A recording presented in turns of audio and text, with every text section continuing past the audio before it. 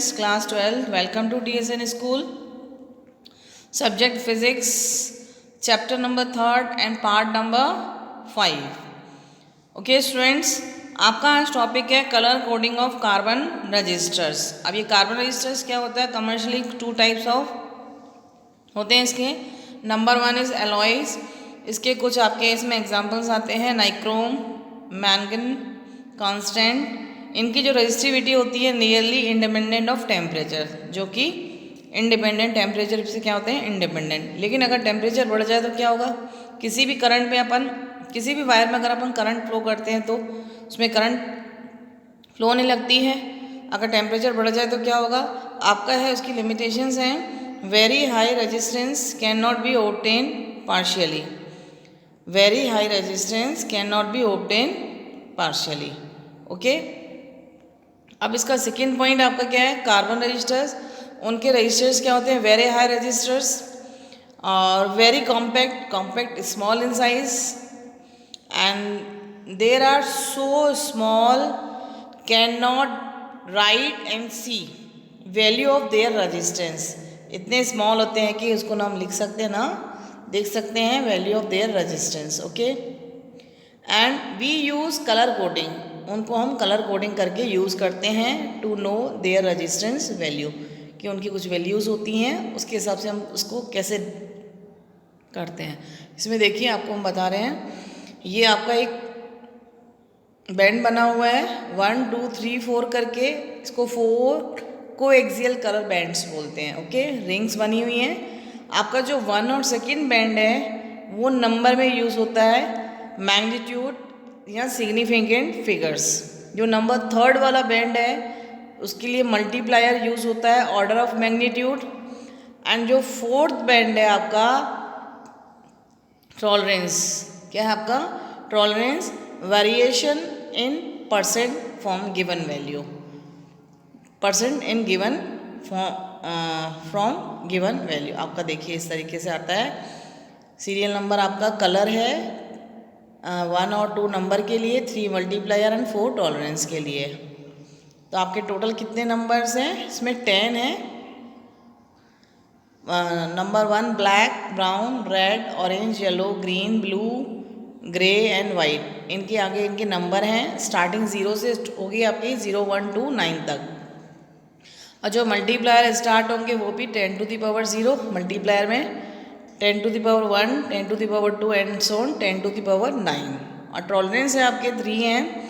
Gold में आएगा ±5%, silver में ±10% एंड नो कलर में ±20%। ये आपकी टेबल है। ओके, अब आपको इससे रिलेटेड हम आपको न्यूमेरिकल बता दें किस तरीके से करेंगे। आपका ये 4 बैंड्स दिए हुए हैं आपके।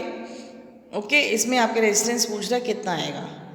तो आपका जो 1 2 3 4 है, 1 में येलो, 2 में रेड एंड 3 में ब्राउन और 4 में गोल्ड। ओके, अब येलो देखिए आपका कौन से नंबर पे है? इधर देखिए 4 नंबर पे। ओके, हमने 4 लिख दिया। फिर आपका रेड देखिए कौन से नंबर पे है? रेड आपका 2nd नंबर में है, लिखा हुआ है। ओके, 1 और 2 बैंड जो है वो आपका 1 बैंड में येलो है, 2 बैंड पे रेड है, तो उसकी जगह में 4 2 रख दिया। अब जो 3rd बैंड है आपका ब्राउन कलर, उसमें हम मल्टीप्लायर वाला रखेंगे, क्योंकि 3rd में क्या था आपका? मल्टीप्लायर। अब ब्राउन देखिए आपका क्या है? 2nd नंबर में है, तो उसका मल्टीप्लायर कितना है? 10 टू द पावर 1। ओके, अब लास्ट आपका गोल्ड, जो कि आपका 4th बैंड में आता है। गोल्ड आपका कितना है? ±5%। ओके स्टूडेंट्स, तो that will be answer 42 × 10 to the power 1 ohm ±5%। ऐसे ही आपका सेकेंड क्वेश्चन देखिए। नंबर 1 पे आपका, नंबर 1 बैंड पे आपका वॉयलेट है, 2nd बैंड पे ग्रीन, 3rd बैंड पे ब्लू एंड 4 पे सिल्वर। तो 1 और 2 तो आप नंबर देखोगे, वॉयलेट और ग्रीन। वॉयलेट आपका 7 और ग्रीन आपका 5, यानी कि 75। ओके, फिर आपका 3rd नंबर पे blue, blue blue where is blue 7 number पे देखिए उसमें आपका कितना पावर है 10 टू द पावर 6, ओके। और फोर्थ नंबर वाला बैंड जो आपका सिल्वर है, सिल्वर में कितना परसेंटेज है ±10%, ओके स्टूडेंट्स। तो इसका आंसर कितना होगा रेजिस्टेंस का, R is equals to 75 into 10 to the power 6 ohm ±10%।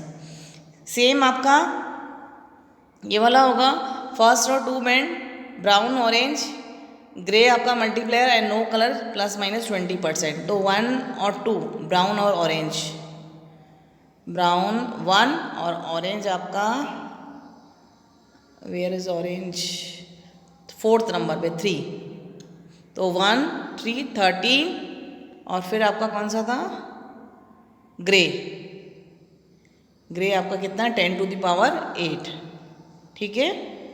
तो आपका 13 इंटू 10 टू द पावर 8 ओम और नो कलर में आपका क्या है ±20%, ओके। इस तरीके से हम इसमें न्यूमेरिकल्स कर सकते हैं। उसके लिए आपको टेबल याद होनी चाहिए। याद करने का एक तरीका है आपका, B.B. Roy of great Britain has very good wife.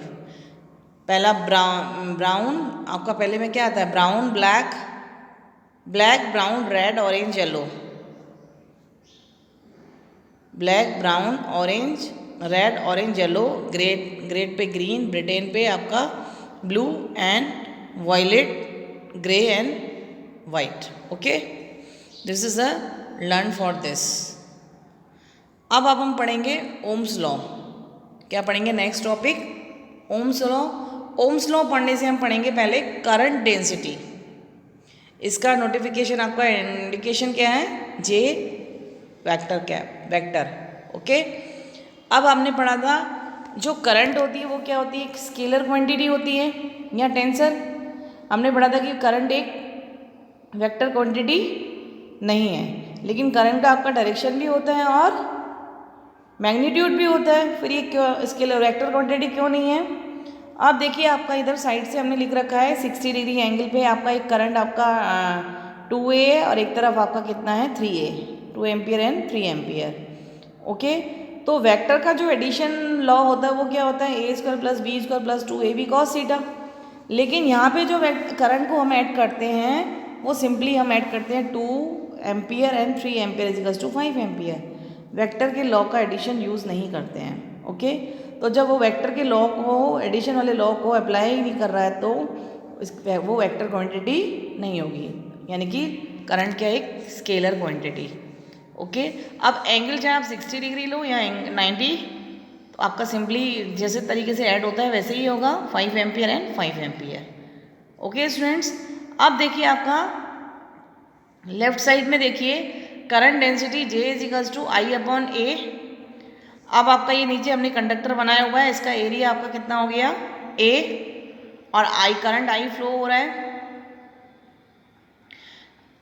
अब J जो है direction same as that of I।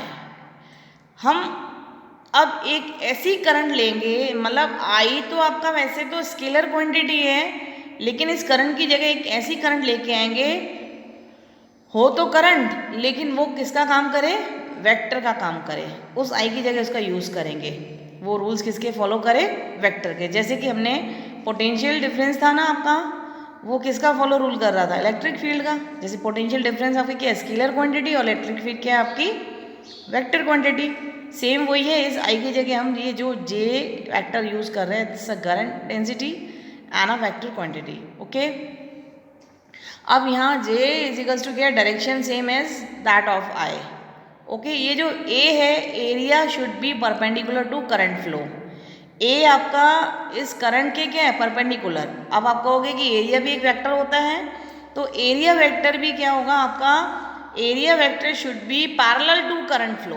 Area vector देखिए हमने बीच में बनाया हुआ है, वो करंट की क्या होगी पैरेलल, एंड एरिया क्या होगा करंट के परपेंडिकुलर, ठीक है। आप देखिए इससे रिलेटेड एक क्वेश्चन देखिए, यहाँ पे क्वेश्चन क्या है, आप देखिए राइट हैंड साइड में ये इस तरीके से हमने कंडक्टर बना हुआ है, क्रॉस सेक्शन एरिया बनाया हुआ है इंक्लाइंड रूप में। यहाँ एंगल कितना हो गया थीटा, ये एरिया हो गया। आप J इजिकल्स टू क्या पढ़ा था हमने अभी ऊपर I/A। अब इस A की जगह देखिए क्या आएगा, इस थीटा के अप्रोक्स कंपोनेंट आएंगे, ठीक है। अगर आप उस ऊपर वाले थीटा से लेते हैं तो भी यहाँ पे कितना आएगा, a cos थीटा, और नीचे अगर आप परपेंडिकुलर इस तरीके से ड्रॉ करते हैं, साइड में थीटा लिख रखा है हमने, तो भी इसका क्या आएगा, j इजिकल्स to I upon a cos theta. a का कंपोनेंट क्या होगा, a cos थीटा। तो यहाँ से i इजिकल्स टू क्या निकलेगा, j a cos थीटा। तो i इजिकल्स to j dot a, cos theta को हटा के डॉट लगा सकते हैं अगर इस तरीके से कोई हो, तो i इजिकल्स to j a cos theta. Dot वाले में क्या आता है, cos theta, that is a current density. Okay, अब हम पढ़ेंगे ओम्स लॉ, क्योंकि इस ओम्स लॉ में इस करंट डेंसिटी का क्या आपका यूज होगा, इसीलिए पहले हमने ये पढ़ाया आपको। ओके स्टूडेंट्स, अब Ohm's law, all physical conditions remaining same या कांस्टेंट, सेम यानी कि कांस्टेंट, लाइक जैसे टेम्परेचर है, प्रेशर है एंड ह्यूमिडिटी। तो ओम्स लॉ आपका डेफिनेशन क्या है, the potential difference across the ends of a conductor is directly proportional to the current flowing through the conductor. Okay, आपका इस तरीके से कंडक्टर है, करंट आई है, और ये पोटेंशियल डिफरेंस है वो डायरेक्टली प्रोपोर्शनल टू क्या है, आई। इस डायरेक्टली प्रोपोर्शनल के सिंबल को हटाने के लिए हमने कांस्टेंट लिया r, that is a resistance, यानी कि आर आपका क्या है, resistance of conductor, constant for ohmic conductor. Okay, ये क्या आपका पोटेंशियल डिफरेंस भी एक स्केलर क्वांटिटी है, आई भी आपका क्या है, एक स्केलर क्वांटिटी, यानी कि that is the scalar form. यही आपका ओम्स लॉ है, del V is equals to I R. All physical conditions में क्या होगा, ये रिमेन सेम होगा, मेनली टेम्परेचर में। ओके स्टूडेंट्स, अब देखिए आपका ऊपर हमने इस तरीके से कंडक्टर बना हुआ है, 10 वोल्ट है, तो एम्पियर कितना है, 2 एम्पियर। फिर हमने जब इसका वोल्ट बढ़ाया, 20 वोल्ट किया, तो एम्पियर भी कितनी हो गई, 4 एम्पियर। मानिए यानी कि हम वोल्टेज को इंक्रीज कर रहे हैं, तो साथ साथ करंट भी क्या हो रही है, इंक्रीज हो रही है, दैट्स अ ओम्स लॉ। यही आपका ओम्स लॉ है कि वोल्टेज को अगर बढ़ाते जाएंगे तो करंट भी आपकी क्या होती जाएगी, इंक्रीज होती जाएगी। ओके, इसके बीच में आप ग्राफ देखिए, del V versus current graph. जैसे जैसे वोल्ट को बढ़ाते जाओगे आपका करंट भी क्या होता जाएगा, बढ़ता जाएगा। तो इनके बीच में क्या आएगी, एक स्ट्रेट लाइन आएगी, और थीटा आपका क्या रहेगा, कांस्टेंट। तो स्लोप इज इक्वल्स टू क्या होगा, tan theta is equals to del V upon I is equals to R. Del V upon I is equals to क्या होगा, R is equals to del V upon I, constant है यानी कि resistance. आपने ओम law निकाल लिया। अब इस ओम लॉ को हमें क्या करना है, प्रूफ करना है कि किस तरीके से होगा। ओके, लास्ट हमने लेक्चर में पढ़ा था कि I is equals to V D E N A, वीनस, short form of this. Okay, अब इस वी डी का वैल्यू कितना आपको होता है, E V tau upon M L. Side से देखिए हमने लिख रखा है राइट हैंड साइड में, वी डी की वैल्यू सब्सटीट्यूट करी, I is equals to V E M L upon V E upon M L into tau E N A. Okay, अब इसका मल्टीप्लाई करोगे तो N E square tau A V upon M L. अब ये v हम इस तरफ लेके आए, तो v upon I is equals to M L. M L कहाँ पहुँच गया आपका ऊपर, N E square tau A कहाँ आ गया नीचे। ठीक है, ये हमने कंडक्टर बनाया हुआ है, आई फ्लो कर रहा है करंट, तो ये क्या हो जाएगा आपका v प्रोपोर्शनल टू आई। यहाँ देखिए v upon I is equals to M L upon N E square tau A, constant of if temperature constant, temperature क्या हो जाएगा इसमें कांस्टेंट, तो ये आपका v प्रोपोर्शनल टू क्या आ गया I। और यही चीज़ अपन को क्या करनी थी ओम्स लॉ में proof. Okay, where m is equals to mass of electron, जो कि आपका कांस्टेंट है। लेंथ क्या है आपकी, लेंथ ऑफ कंडक्टर वो भी कांस्टेंट है, but if temperature is constant, अगर टेम्परेचर कांस्टेंट है तो लेंथ ऑफ कंडक्टर भी आपकी क्या होगी, constant. And n is equals to number of free electrons per unit volume, constant if temperature constant. E आपका क्या है, चार्ज ऑन इलेक्ट्रॉन, कांस्टेंट। एक आपका m और e जो है आपका कांस्टेंट है, बाकी जो वैल्यूज हैं if temperature is constant then constant. Okay, tau is equals to average relaxation time between successive collisions, constant if temperature is constant. Area भी आपका वही है, area of cross section, constant if temperature constant. Okay, अब देखिए Ohm's law को हमने proof कर दिया, उसका फॉर्मूला लिखा, फिर प्रूफ किया। अब Ohm's law in vector form, that is जो हमने ऊपर पढ़ा था वो इज अ स्केलर फॉर्म। अब वेक्टर फॉर्म में किस तरीके से इसको डिफाइन करेंगे। Del V is proportional to I, constant लिया, R is a scalar form. Del V की जगह हम क्या यूज़ करते हैं, इलेक्ट्रिक फील्ड, और करंट की जगह हमने क्या यूज़ किया, करंट डेंसिटी जे। ओके, और यहाँ देखिए इधर E इजिकल्स टू क्या हो जाएगा फिर J, और R की जगह हमने क्या ले लिया, रो वेक्टर फॉर्म। ओके, तो यहाँ से J इजिकल्स टू E1/रो, ठीक है। तो इस 1/रो को हम क्या लिख सकते हैं, इधर हमने लिखा हुआ है कंडक्टिविटी सिग्मा इजिकल्स टू 1/रो। कंडक्टिविटी जो सिग्मा बराबर किसके होता है, 1/रो के। तो 1/रो की जगह हमने क्या लिख दिया, sigma. J इजिकल्स to sigma E, it's a vector form. Okay, दोनों वेक्टर फॉर्म है, E equals to J rho या J इजिकल्स to sigma E। Okay students, अब देखिए आपका इस जो हमने ये वेक्टर फॉर्म में निकाला है इसका भी proof, Ohm's law in vector form proof, वही आपका I इजिकल्स to V D E N A, value substitute करें वी डी की, N E square tau A upon M L, V upon I इधर लेके आए, M L upon N E square tau, M N E square tau आपका क्या है, एक रो है, और आई अपॉन आपका क्या है, जे, और वी अपॉन एल देखिए हमने यहाँ साइड्स पे लिख रखा है, V equals to E into L, यहाँ से ई इजिकल्स टू क्या निकलेगा, V upon L, V upon L की जगह हमने क्या रख दिया, ई, और M upon N E square tau की जगह हमने क्या रख दिया, टाउ, और ये सॉरी रो, और आई अपॉन जे, ए के का क्या होता है आपका करंट डेंसिटी जे। तो आपका ये वेक्टर फॉर्म में प्रूफ हो गया। ओके स्टूडेंट्स, अब J is equals to E into 1/रो, तो यहाँ से J is equals to rho sigma E, जो हमने अभी ऊपर पढ़ा था conductivity sigma is equals to 1/रो, 1/रो की जगह हमने सिग्मा सब्सटीट्यूट कर दिया। ओके स्टूडेंट्स, दोनों वेक्टर फॉर्म में प्रूफ हो गए। ज़्यादातर आपकी जो वैल्यू यूज़ होती है वो ऊपर वाली होती है, E is equals to rho जे।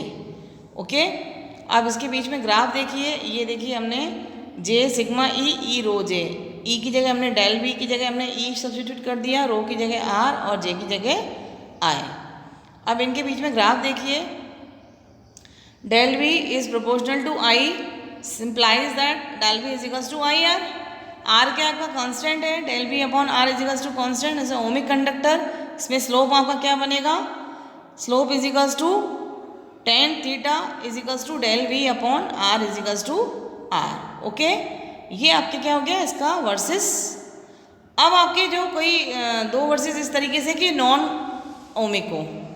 अब फर्स्ट वाला देखिए, डेल वी और आई के बीच हमने ग्राफ ड्रॉ किया, तो आपकी करंट कुछ हद तक क्या हो रही है, सेम कांस्टेंट है, लेकिन फिर वो क्या होगी, मूव हो रही है, तो यानी कि आपकी ये कांस्टेंट नहीं है। तो conductor at high current Ohm's not followed, ठीक है, हाई करंट पे ओम्स लॉ वहाँ नहीं होता, नॉट फॉलोड। ओके, सेकेंड वाला देखिए, वी और आई के बीच में हमने ड्रॉ किया, गैसेस है, आपका ग्राफ इस तरीके से कुछ आता है। इसमें भी स्टार्टिंग में आपका क्या कांस्टेंट है, लेकिन फिर ऊपर जाके वो क्या होता है, कर्व ले लेता है, फिर वापस आता है, तो यानी कि आपकी गैस नेगेटिव में भी जा रही है, ठीक है। और ये गैसेस के हैं, तो आर या क्या कैन बी नेगेटिव, आपका नेगेटिव भी हो सकता है, तो इसमें भी आपका ये कांस्टेंट नहीं है, तो ये क्या है, ओम्स लॉ को फॉलो नहीं करेंगे, it's call be non ohmic example. Okay students, यहीं पे इसी टॉपिक को हम फिनिश करते हैं। ओम्स लॉ हमने बताया आपको, ओम्स लॉ का प्रूफ स्केलर फॉर्म में एंड वेक्टर फॉर्म में, वेक्टर फॉर्म का भी आपको प्रूफ करवाया, और non ohmic example versus. Okay students.